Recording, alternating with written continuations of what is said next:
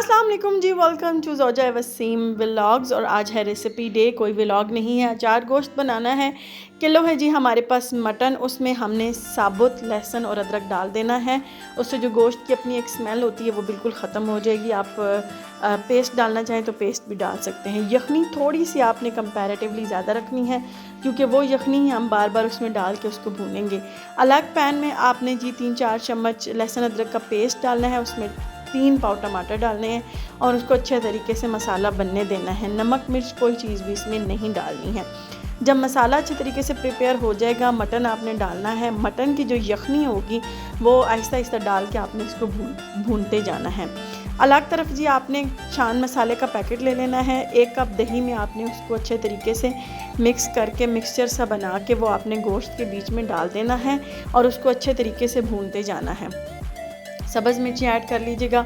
वो process side पे करके लेमन, सब्ज़ मिर्ची और अचार गोश्त का जो मसाला बचा हुआ होगा आपने उसमें लेमन निचोड़ के अच्छे तरीके से मसाला बना के मिर्चें भर लेनी है। ठीक है, मिर्चें भरने के बाद आपने क्या करना है जी, उसको अच्छे तरीके से मिर्चों को फ्राई करना है। अचार गोश्त की जो गेम उठानी होती है ना, वो इन मिर्ची और अदरक में ही उठानी होती है।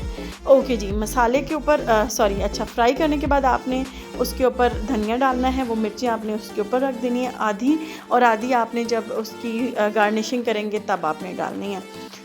अच्छे तरीके से भूनने के बाद जिसको हमने एक पैन में निकाल लिया है। अदरक जो है वो स्लाइस कर लेने आपने पतले पतले। उसके ऊपर आपने डालना है धनिया।